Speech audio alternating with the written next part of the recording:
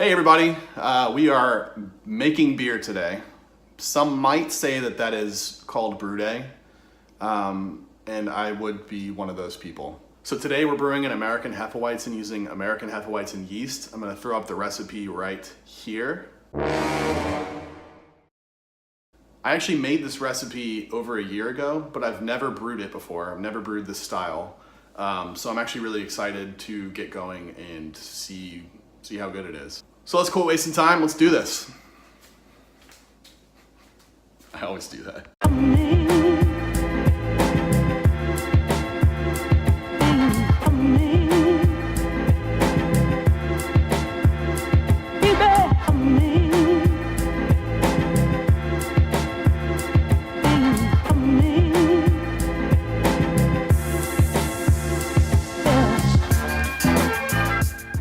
So I tried to get as close to like a German water profile, specifically Munich, as possible. But with what I have, which is just calcium chloride and gypsum, which I need to fix, by the way, I need to get some chalk and some other things. I couldn't get anywhere close. So for a 3-gallon batch, I do 3 grams of calcium chloride, 1.5 grams-ish of gypsum, and then I do 0.6 grams of salt, which the fractions I kind of have to eyeball because my scale doesn't do like fractions of grams. I don't think most do. So I just kind of do the best I can with that. What are you gonna do?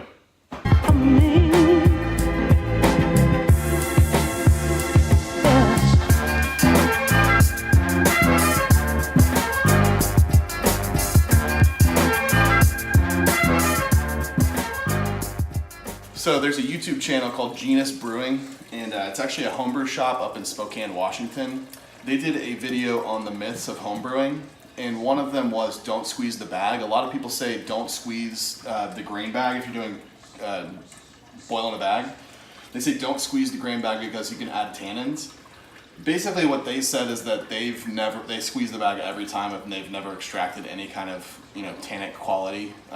So this is the first time I'm going to be doing it. So hoping that it can increase my volume, increase a little bit the sugars that are in the beer, so we can have a little bit more to bottle once we're to that point.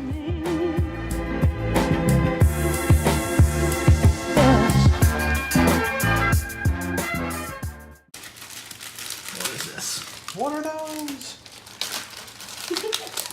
Yeah. Well, it feels like I have a lot too. Okay. So I should probably check the recipe first, right? Or just fire in.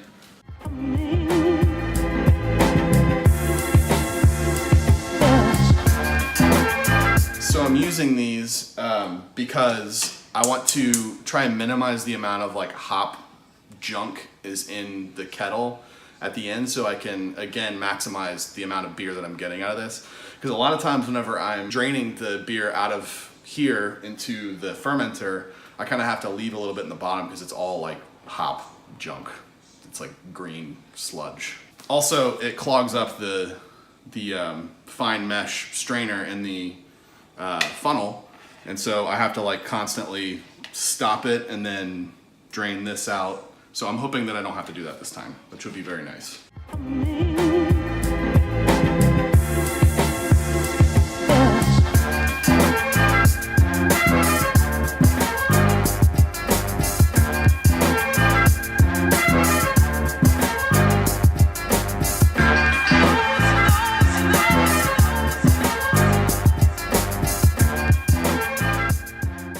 So we're like, 3/4 of the way done here, and I still haven't had to clean this out. So I gotta say the hop bags, definitely recommend.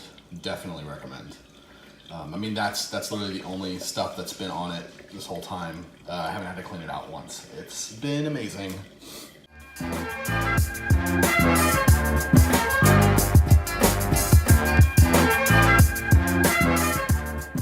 I actually pitched the yeast a little bit warm. The American Hefeweizen strain from White Labs, it says that you could actually, if you're brewing a wheat or a Belgian style beer with it, to pitch it, you can pitch it up to 78 degrees, and then you can just kind of let it gradually sort of lower in temperature.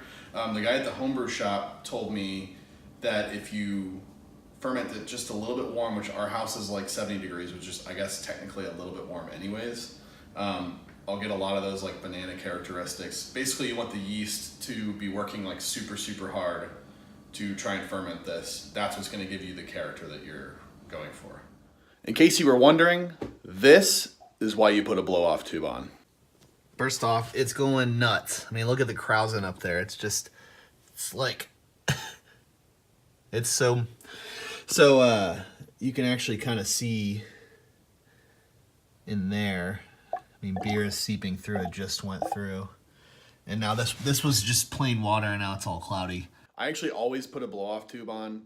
I don't know if that's what everybody else does, but that's what I do, because the first time that I actually did a beer, or maybe it was the second time, it completely went through the airlock, and luckily it was wrapped in towel, so it didn't make a big mess, but it would have if it wasn't.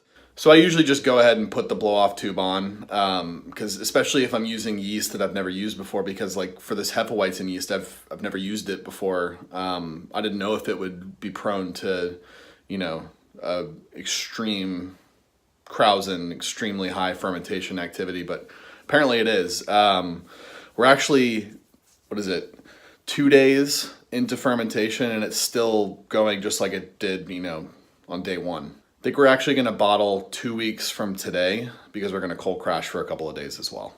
So, all right, guys, it's bottle day. You know how this always is. This is always bad for me, very bad. And so we're just gonna do it. Hopefully it's not bad. Let's just, fingers crossed. Fingers crossed.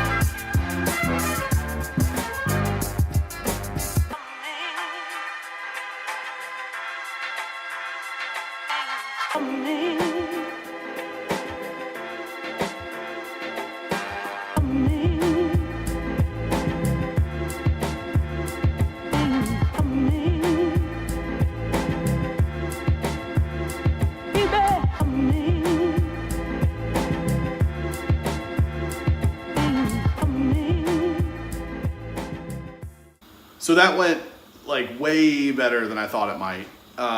Every bottling day I have the same fear that everything's gonna go wrong, because it typically does, but this one, really nothing went wrong. The only thing that was even slightly negative was that I needed more bottles, and so, but I had some just by the sink, so I could just wash them out real fast and use those. I ended up getting 27 bottles out of it, which was nice. I got 3 extra, over the case of bottles, but that's actually really, really good, because I'm gonna end up sharing it with a lot of people, which is fun. So I guess that's it. I'll see you guys at the tasting video.